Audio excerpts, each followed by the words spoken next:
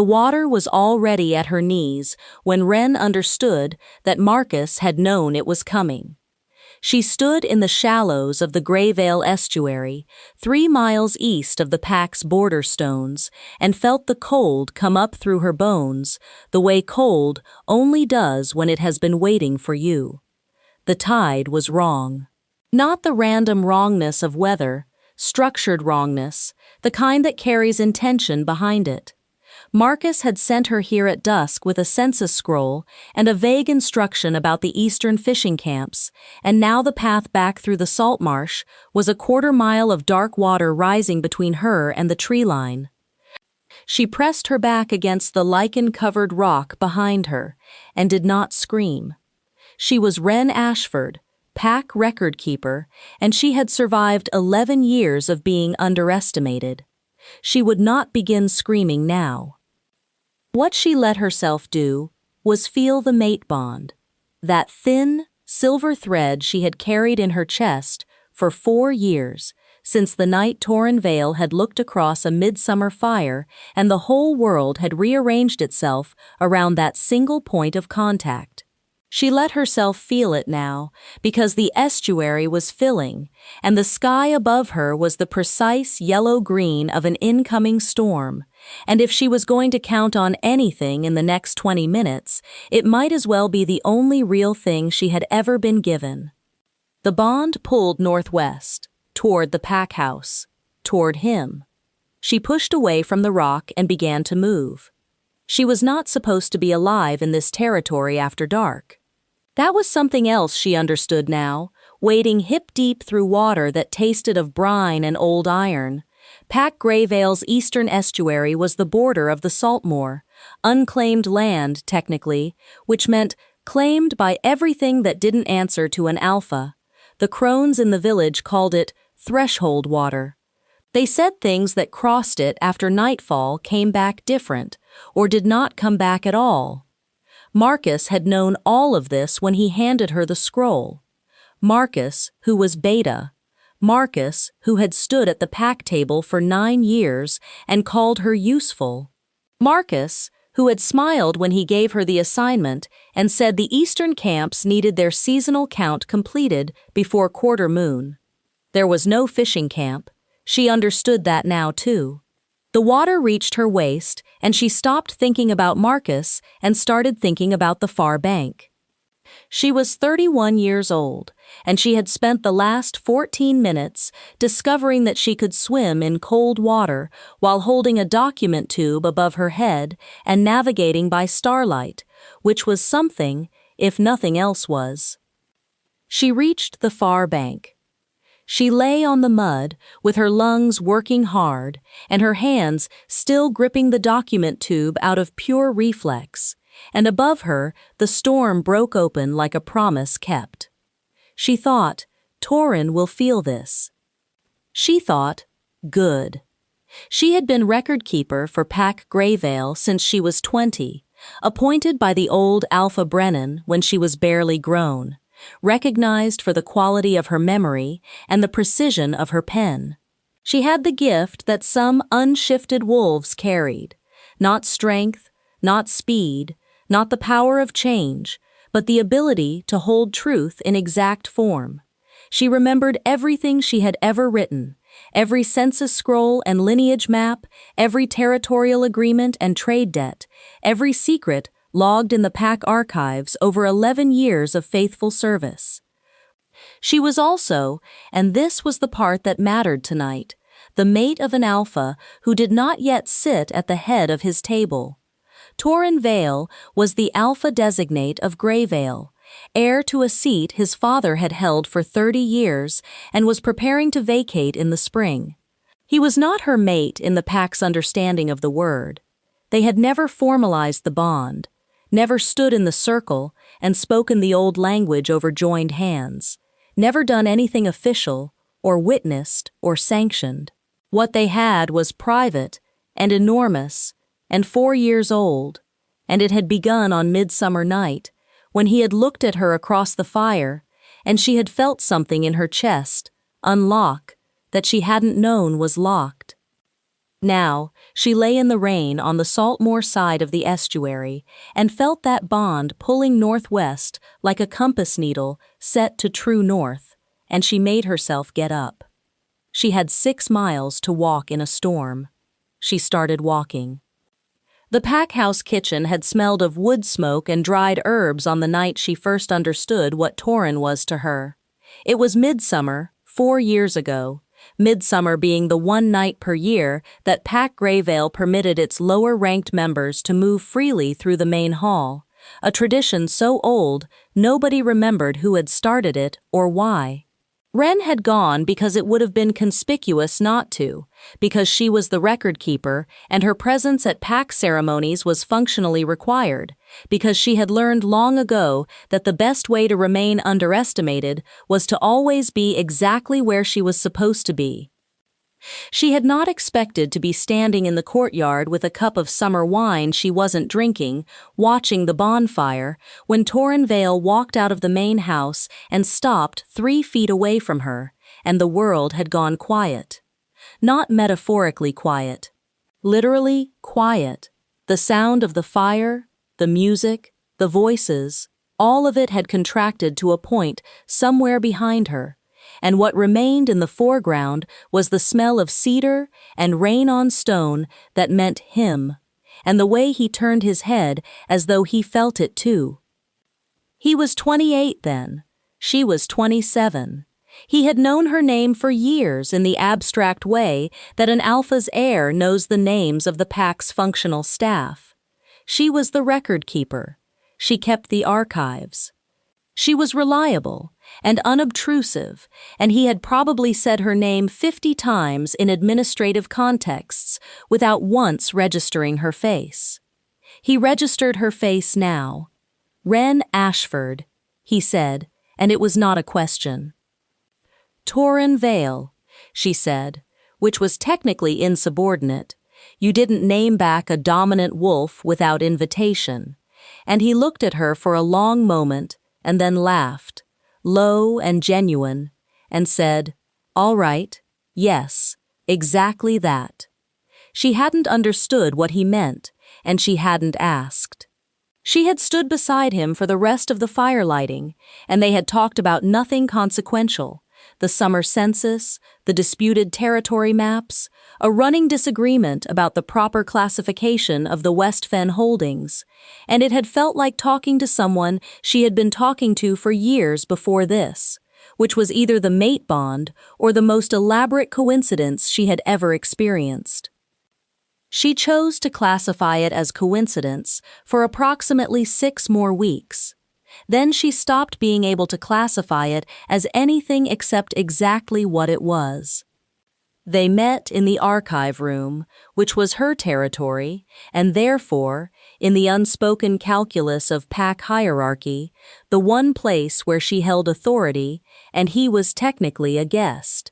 He came to review old territorial maps when his father began the negotiations with Westfen. He came back the following week for the lineage records. He came a 3rd time, with no administrative pretext at all, carrying 2 cups of tea from the kitchen, and set one down on her work table without comment, and sat in the chair across from her, and she looked at him over her pen and thought, "This is going to change everything," and let it. What they were to each other over the following years was not secret, exactly. Pack wolves sensed mate bonds the way they sensed weather, through a subtle shift in the pressure of the air. But it was not announced, not witnessed, not formalized, and in the absence of official recognition, it existed in a kind of protected limbo.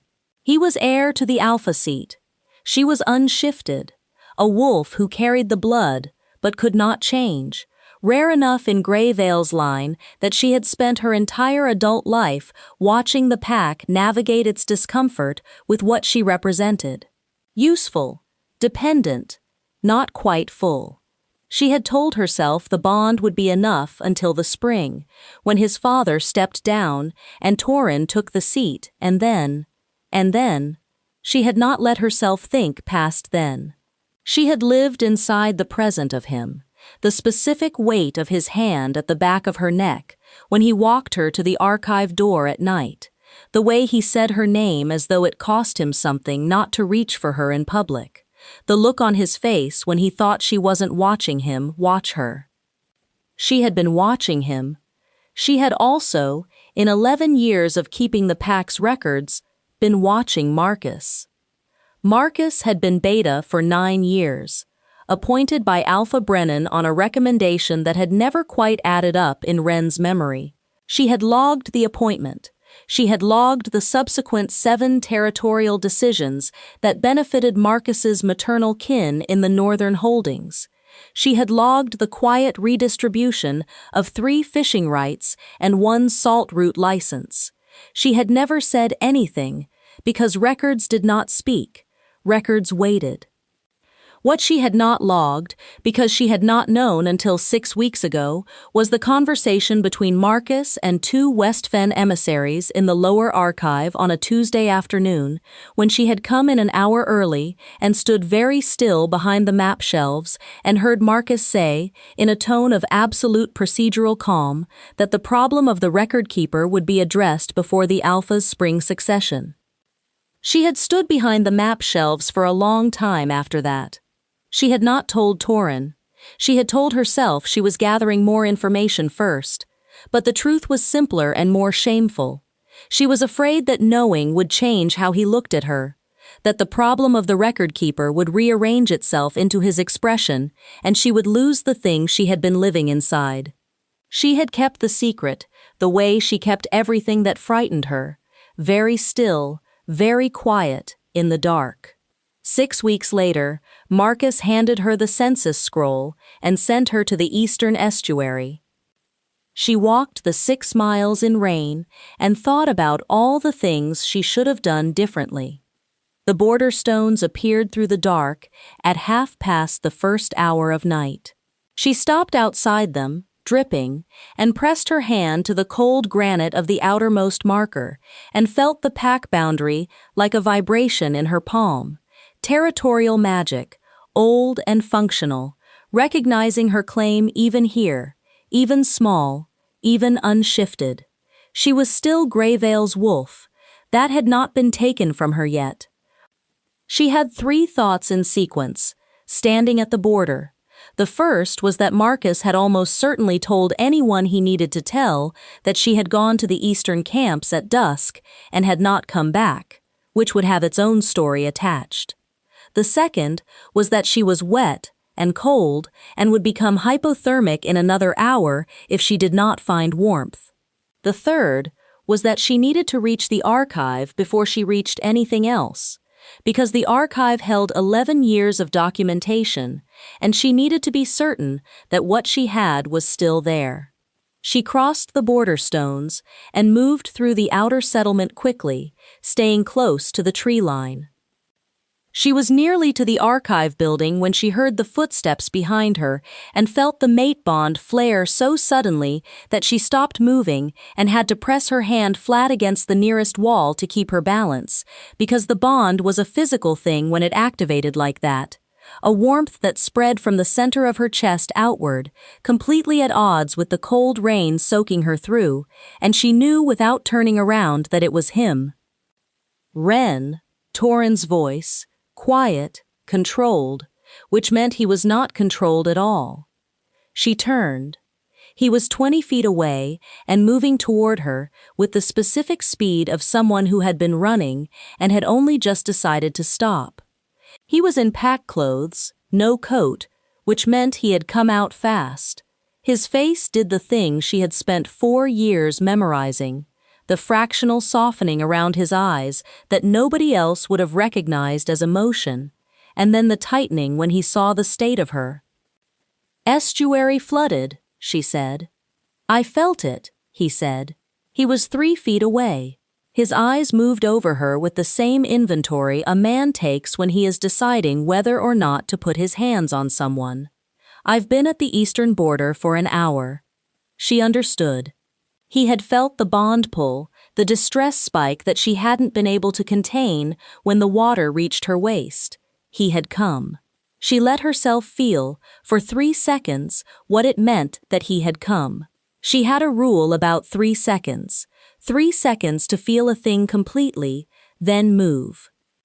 "I need the archive," she said.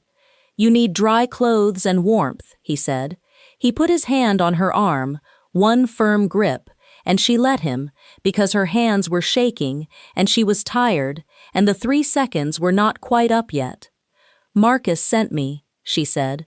"Marcus, Torin." He knew the tide schedule. The hand on her arm went still. "Tell me," he said. So she told him. They stood in the rain against the archive wall, and she told him about the conversation she had overheard 6 weeks ago, and about the census scroll, and about the problem of the record keeper. She watched his face, and she saw the exact moment the warmth in it turned to something colder and more focused, the alpha response laying itself over everything else like a second skin. And she felt the loss of the warmth even as she understood that the colder thing was more useful right now. "Come inside," he said. "Archive first," she said.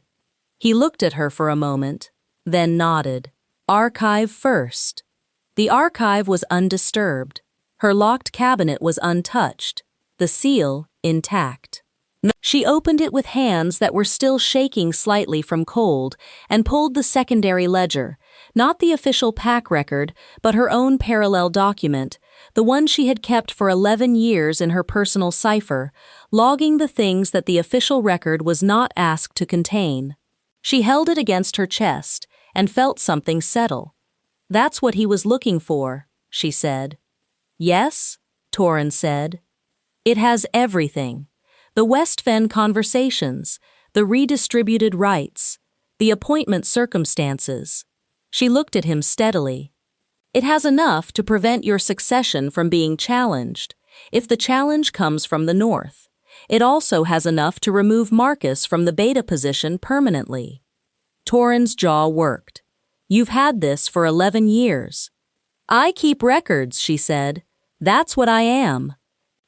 He moved toward her then, not the alpha response, something else, something older and more specific to the two of them, and she put her hand flat against his chest without thinking about it, stopping him. "I need you to hear me first," she said. He stopped. "Marcus tried to have me drowned in threshold water," she said. "On your watch, in your pack, 6 weeks after I overheard him conspiring with Westfen's emissaries. I need to know whether you knew." The words cost her something. She felt them leave her, and she didn't reach for them. "No," he said. Quietly, without qualification. "I need to know whether you suspected." A beat. "I knew something was wrong with the northern accounts. I was going to move on it after the succession." "After the succession," she said. "That would have been too late." "Yes," he said. They stood in the lamplit archive, and she looked at the man she was made for, and she thought about 4 years of meetings in this room, of teacups and territorial maps, and the specific weight of his hand at the back of her neck, and she thought about standing in estuary water at her waist in the dark, and she thought about the 3 seconds she allowed herself to feel things, and she thought, "I am not going to cry about this here." "We need to move on Marcus tonight," she said, "before he can claim I didn't come back." Torin looked at her for a long moment. His hand came up, and she let him press his palm to her cheek, just briefly, because she was cold, and she was tired, and she was going to need to be very precise in the next few hours. "All right," he said. She stepped back, archive first. Then the hall. She changed her clothes in the archive's back room, where she kept a spare set against long cataloging nights, and she dried her hair with the archive's linen towel, and she reread the secondary ledger from the northern redistribution forward, while Torin stood in the outer room and did not rush her. When she came out, he was standing at the window with his back to her, and she could see in the set of his shoulders that he was carrying something heavy. "I should have moved on the accounts sooner," he said, not turning. "Yes," she said. He turned at that, because she didn't soften it, and the look on his face was something between surprised and, not quite grateful, but close to it, as though he had expected her to reassure him and valued that she hadn't. "The secondary ledger," she said, "has 9 years of Marcus's financial record, 3 West Fen meeting dates, 2 signed proxy agreements that use your father's mark incorrectly. I catalogued the original signatures for comparison. Anyone who looks at them in sequence will see what was done." She paused. "Your father's scribes copied his mark from the official ledger. Someone taught them how. I know who, because I know the handwriting." "Who?" Torrin said. She told him. He closed his eyes for 3 seconds. "The spring succession," he said. "Is clean," she said. "I've kept it clean. That's what the parallel ledger is. It's your succession, protected, in writing, for 11 years. She held his gaze. Marcus was trying to destroy the one person who could produce it. That's what the problem of the record keeper meant.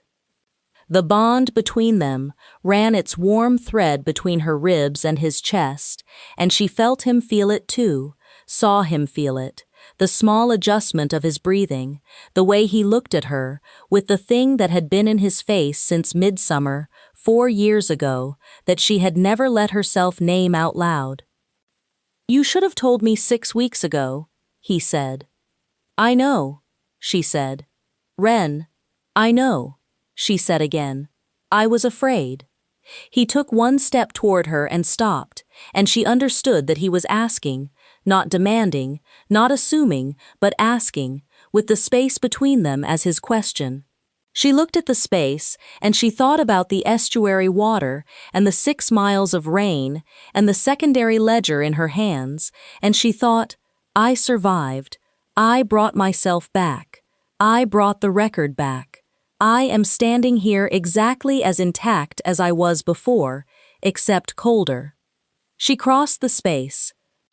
He put both arms around her, and she pressed her face against his throat and felt the mate bond flare like banked coals open to air, and she let herself have it, not 3 seconds, longer, as long as she needed, and his arms were warm around her wet hair, and he did not say anything because there was nothing to say that the bond wasn't already saying more precisely. "I'm all right," she said into his collar. "I know," he said. His voice was rough. "I felt when you reached the far bank." "That was me registering that I was very annoyed," she said, and felt him breathe a short, involuntary laugh against the top of her head. "It felt different from annoyance," he said. "I was cold too," she said. He held her tighter for a moment and then released her, because the hall was waiting and Marcus was waiting and the pack needed to see what the record contained, and both of them knew that the quiet in the archive was finite and would not last. "We go to the hall," she said, stepping back. "We go to the hall," he agreed. She tucked the secondary ledger under her arm and went first. The main hall of the Grayvale Packhouse seated 60 wolves when summoned for a formal accounting. Torrin had sent the call signal in the 12 minutes it took Wren to dress and review the ledger, and by the time they walked through the hall doors together, which was itself a statement, the Alpha Designate and the record keeper arriving from the same direction at the same hour. Roughly 40 wolves were present, and the rest were coming through the outer door in 1s and 2s. Marcus was already there. He was standing at the secondary table, the beta's position, with the ease of a man who has nothing to concern him. He was 52, lean, gray at the temples, with the kind of face that wore procedural calm, like a second skin. When he saw Wren walk in, he went still, in a way that was almost not visible unless you had been watching him for 11 years. Wren had been watching him for 11 years. She walked to the record-keeper's station at the east end of the hall and set the secondary ledger on the stand and opened it to the page she had already marked, and she did not look at Marcus again. Torrin stood at the head of the table. "Pack Greyvale," he said. The room settled. Marcus Crail, Beta, is requested to account for his presence at 3 meetings with West Fen Territory emissaries in the years preceding the current succession period. Dates and records are provided by the Pack Archive. Marcus's face did the thing faces do when a prepared story meets the wrong question. A fractional shift, almost invisible. Those meetings were administrative, trade discussions. The archive records no Pack authorization for those discussions, Wren said. Her voice was very steady. She had been using it to deliver facts in this hall for 11 years, and it did not shake now. I have the relevant entries in the official record and in the parallel verification ledger. The parallel ledger was kept in cipher and was not accessible to anyone except the record keeper. A parallel ledger is not official record, Marcus said. It is, she said, when its contents can be verified against original signatures and compared to the official record for discrepancies. I have 31 such discrepancies documented. I have 2 proxy documents bearing the alpha's mark in an incorrect form, the form that only appears in transcriptions of the mark, not originals. I can identify the hand that made them. She paused. I can do this because I have kept this pack's records for 11 years, and I know every pen that has touched these documents. The room was very quiet. Marcus looked at her across the hall, and she looked back at him, and neither of them looked away. This is a record keeper's grievance, Marcus said, and the dismissal in his voice was so practiced that Wren thought, he has said that about me before, in rooms I wasn't in. It should be reviewed by committee, not brought to a full hall. The record keeper was sent to the eastern estuary at dusk today, Torrin said, and his voice had the quality of something being placed on a table from a height, with a false commission and a schedule that corresponded to flood tide. The path back through the salt marsh was under water by the time she arrived. The eastern estuary at nightfall is Saltmoor boundary, threshold water. Silence. She came back, said a voice from the east side of the hall. Older woman. Wren recognized the voice without looking. Essie, the pack's senior healer. Unshifted and alone in threshold water after dark, and she came back. Wren had not known she had come back through threshold water specifically. She had known it was the estuary border and that it was dangerous, but the room reacted to that word, threshold, with the collective intake of breath that meant it carried weight she had not fully calculated. She came back with the archive, Torrin said, and the record is intact. They watched, and not one voice rose to defend Marcus. He stood at the beta table for another 30 seconds while the room settled around him into something that had already decided, and then he said, with the precision of a man who is cutting his losses, I would speak to the alpha. My father is not alpha tonight, Torrin said. I hold the hall, and the record keeper has already spoken. Marcus was removed from the beta position by a formal vote of the hall's senior rank, which took 14 minutes and passed by a margin that was not close. Wren read the relevant archive passages when called upon, in the clear, factual voice she had used for 11 years, and when it was done, she closed the secondary ledger and stood for a moment with her hands flat on its cover. The hall was still full when Torrin came to stand beside her at the record-keeper's station. Is there anything else the record requires tonight? He asked, which was the formal question, the one that released the record-keeper from duty. Not tonight, she said, which was the formal answer. He looked at her for a moment, then, publicly, which mattered, in a room of 40 pack wolves who tracked social signal the way they tracked weather, he put his hand over hers on the closed ledger. She felt the bond respond to that. She felt the room respond to it too, the shift of attention that meant everyone had seen and would remember, and the limbo that she and Torrin had existed in for 4 years had just been closed from one side. She did not move her hand. Later was the word she had been carrying for months. The soft postponement she had wrapped around every near moment and quiet evening in the archive and look he had given her across a room. Later, when the succession was settled. Later, when things were stable. Later, when she felt ready and certain and safe.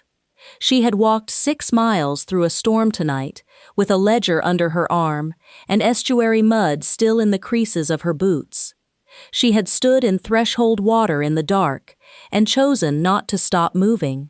She had stood at the record-keeper's station in a room full of witnesses and read every discrepancy she had documented in 11 years of keeping a truth that someone had tried to drown with her, and her voice had not shaken. She thought, later has been long enough. She thought, this is what readiness looks like. The hall was beginning to clear, the senior rank dispersing in the murmuring aftermath of a formal accounting. The fire at the far end of the room had burned down to steady embers. Outside, the storm was still moving through, rain against the high windows, but lighter now. The front had passed. Torrin's hand was still over hers. "There's something the record doesn't contain," she said, quietly, for him. "Tell me," he said. She turned to face him. In the diminished room, with the last of the formal occasion dispersing around them, he looked like himself, not the alpha designate with the hall at his back, but the man who had brought tea to her work table and argued about the West Fen land classification with the specific enthusiasm of someone who enjoys being wrong and corrected by the right person. "4 years ago," she said, "on Midsummer Night, I stood in the courtyard and you walked out of the main house and the world went quiet." He looked at her with the thing she had never let herself name. "I named it coincidence for 6 weeks," she said, "because I was afraid of what it would cost me if it was real, and then it wasn't." "Wren," he said. "I want to say it," she said. "Let me say it." He was still. "The bond is real," she said. "It has been real since that night. I have known it every day for 4 years, and I have lived inside the present tense of it because I was afraid to ask for the future tense. Marcus tried to put me in threshold water tonight because I am the person who holds the knowledge that protects your succession, and I am also the person who would not have gone quietly, and those 2 things are the same thing. They are both the same thing about who I am." She paused. "I am not asking to be protected. I am telling you that I am the record keeper of Grayvale, and I have been your mate for 4 years, whether the pack recognized it or not, and I am finished living in the in-between." He moved. Not the controlled, measured movement of an alpha managing a hall. He moved the way he had come out of the main house toward her in the rain, fast, without hesitation, with his hands coming up to her face, with a care that was the opposite of urgency, in a way that made her chest ache. He held her face in both hands and looked at her in the firelight for a long moment, and she let him look because she was not hiding anything anymore, and looking was its own language between them. "I told you once," he said, "that the succession would be settled in the spring." "You did," she said. "I was wrong to make you wait for that," he said. "It should never have been contingent." "No," she agreed. Wren Ashford. His thumbs moved along her cheekbones. Careful. Record keeper, unshifted wolf.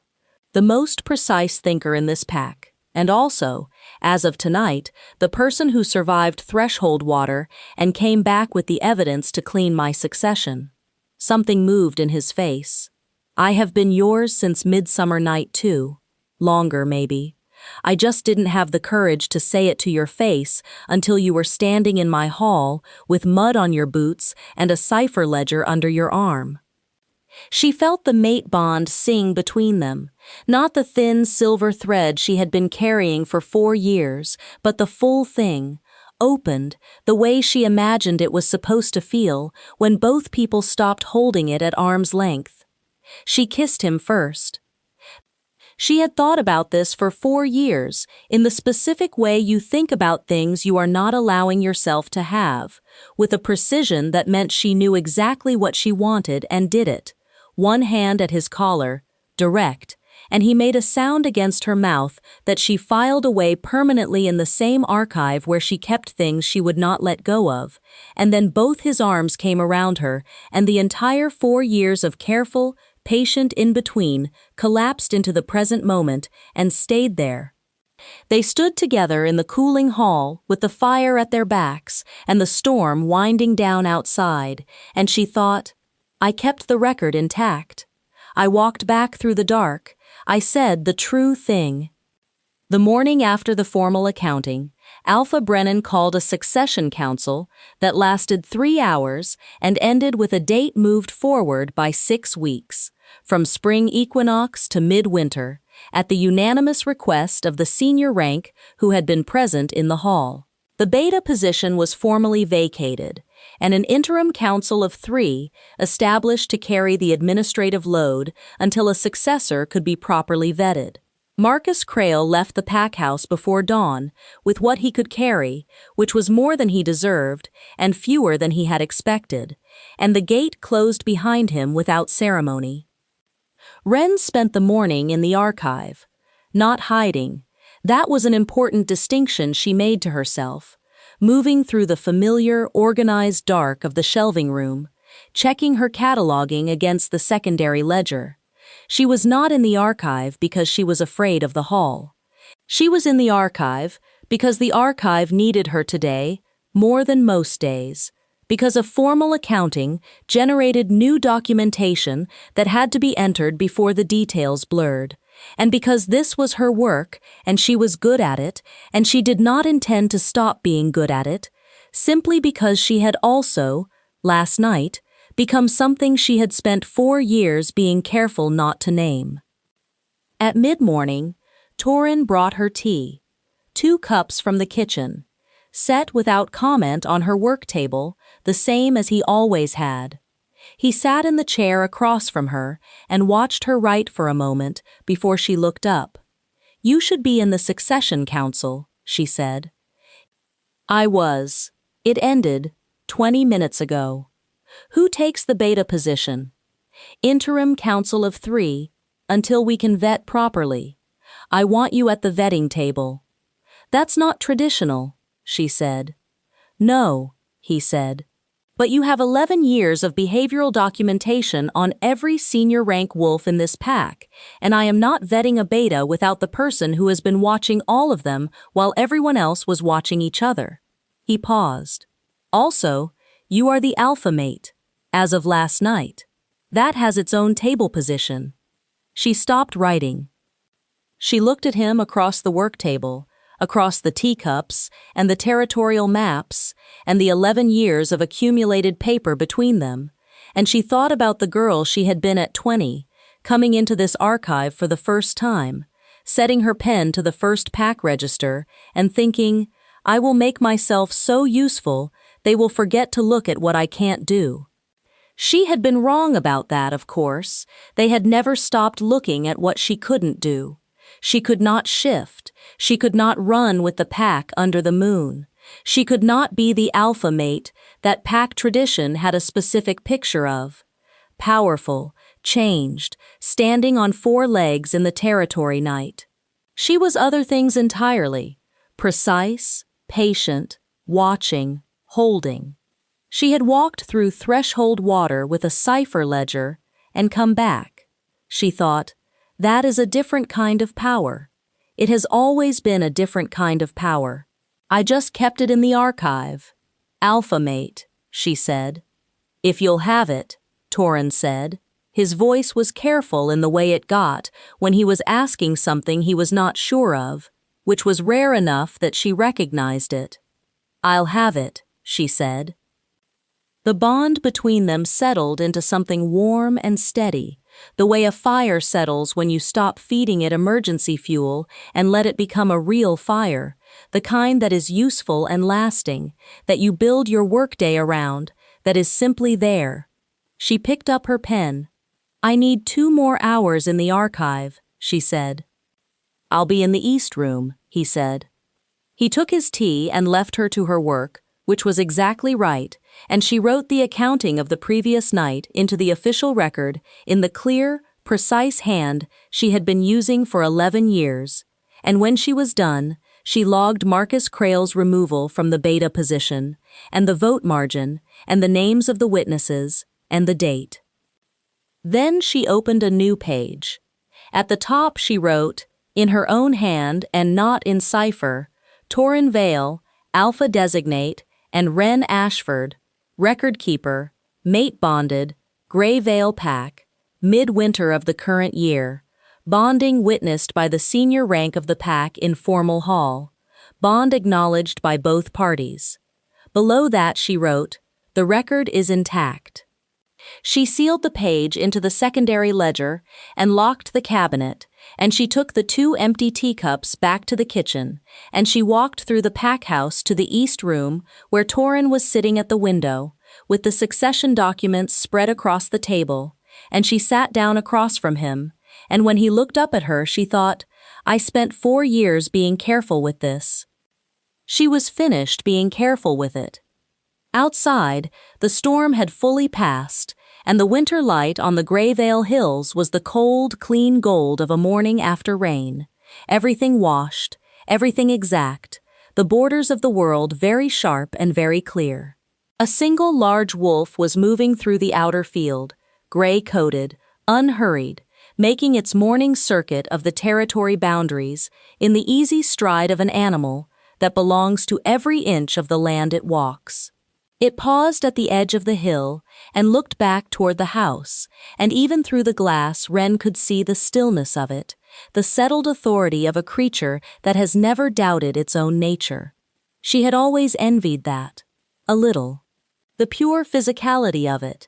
The pack wolves who could change had something she would never have, that direct, unself-conscious belonging to the body, to the territory, to the changed form of the thing they were. But she had the record, she had the archive, she had 11 years of truth kept safe in a locked cabinet and a cipher that only she could read, and she had walked through the dark with it when someone had tried to take it from her, and she had come back. She thought, I belong to this land in my own way, I always have. Torrin's hand found hers across the succession documents, the same gesture as the night before in the formal hall, but private now, without an audience, which made it heavier with meaning rather than lighter. The border report, he said, nodding at the top document. I'll want to review the Eastern Estuary access paths, she said. Something should change about how census commissions are issued. Agreed, he said. And the secondary ledger cipher, she said. I should teach it to someone. A secondary record keeper, in case. He looked at her, in case. I plan to be here for a very long time, she said. But the record should be able to survive without me, if it has to. That's what a proper archive is. He smiled at that. Not the Alpha's measured public expression, but the real one, the Midsummer Night one, the one she had been collecting for 4 years. Then we find you an apprentice. After the vetting council, she said. After the vetting council, he agreed. They sat with the winter light coming through the east window and the succession documents between them and the bond settled warm and permanent through the center of her chest. And Wren Ashford picked up her pen and began the morning's work, and she did not feel small in the doing of it. She felt like exactly what she was, the wolf who kept the truth, who walked back from the dark with it, who had always been the most necessary person in this pack, and had finally, on a stormy winter night with mud still on her boots, decided to take up the space she had earned. The record was intact, the bond was real, the work was hers. She had come back, and she did not intend to go quietly again.